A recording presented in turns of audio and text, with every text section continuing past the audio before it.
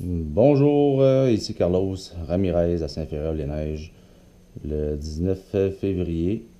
À la deuxième partie du vidéo pour la calibration d'un compteur Geiger, j'arrive à la fin.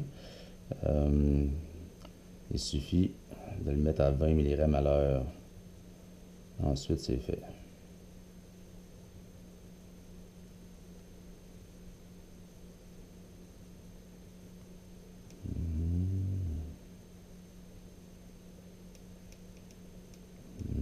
Et voilà. Maintenant, on pèse sur 7. C'est fait. Je peux le fermer et tester. Mettons, on va y aller en direct à l'air libre.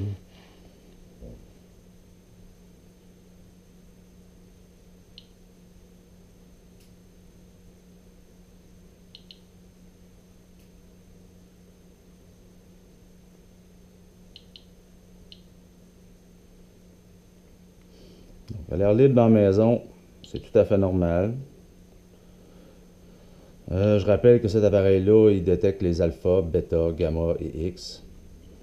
Alors là, j'en ai profité de faire un test sur le radon pour s'amuser un peu. Alors, regardons cette balloune-là qui est à pêche depuis tantôt au radon. On va l'enlever de son support. On va essayer de la dégonfler sans la faire péter.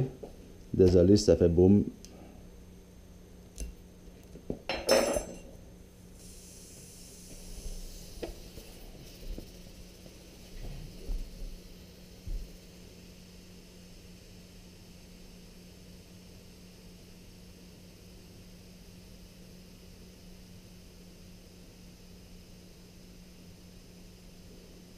Le radon est attiré par l'électricité statique.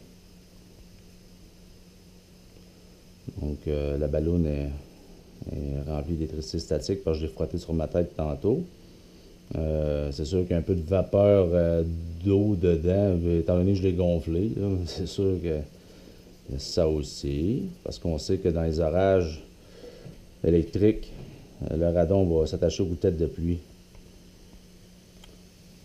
C'est là que ça devient un peu important, cette expérience-là, parce que ça peut nous faire réfléchir sur certaines causes des...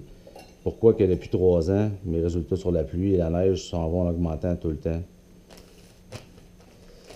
Donc, si on met une balloune qui, elle, est normale à côté, on part l'appareil et là, on risque de... Là, c'est l'hiver, il a fait très froid dernièrement. Il n'y a pas beaucoup de circulation d'air dans la maison, je vous le jure. On chauffe tous les jours au bois. Au Québec, et c'est très froid dernièrement. On essaie toujours autour du moins 30. Là, donc, les fenêtres sont rarement ouvertes. Hein. Donc, ça se peut que mon test sur radon dépasse 500 CPM. On verra. La dernière fois, j'ai presque à côté les 500 CPM. Je pense qu'on c'était en automne. Là, avec les fenêtres fermées tout le temps, d'après moi, il y en a plus dans la maison. On passe ça en lecture directe, CPM, à l'air libre avant.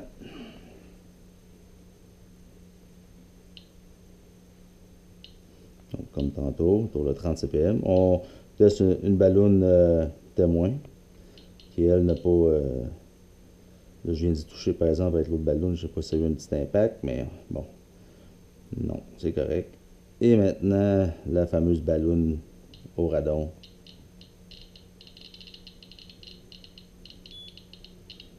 On est déjà à 187 CPM, 296 CPM, 440. Oh, on va monter plus haut.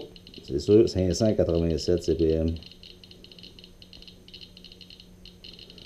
Donc, tous les types de rayonnement sont nocifs pour la santé, on s'entend. Le gaz radon, c'est parce qu'il est inhalé, on le respire. Donc, ça provient du radium. En fait, la désintégration de l'uranium, du thorium dans la croûte terrestre. Wow! Hey!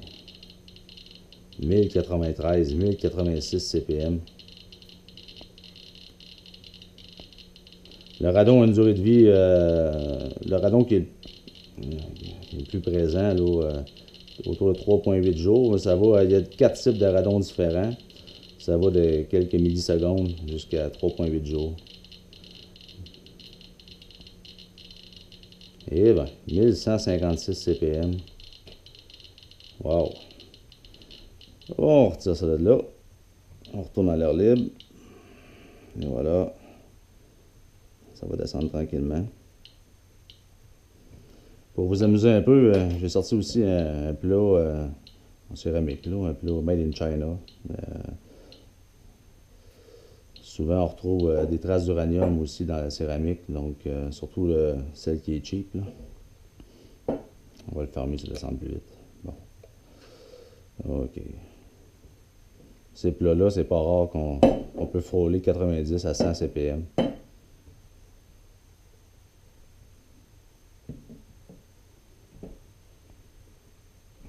Mettre le son, c'est le fun.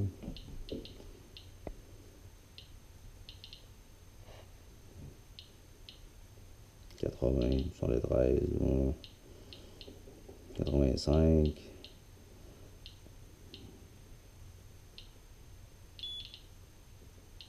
90 CPM, c'est ça. Donc pour moi, mon appareil est calibré, c'est fait. C'est bon pour un an, je peux le faire plusieurs fois, ou justement, comme que je vous le disais dans la première partie de cette vidéo, désolé. Ça va être pratique aussi de pouvoir juste vérifier s'il est calibré quand j'ai des résultats qui sont plus hauts que la normale. Alors, c'est ça. C'était Carlos à Saint-Féral-les-Neiges, au Québec, le 19 février, avec la calibration de mon compteur inspecteur. Bonne soirée tout le monde.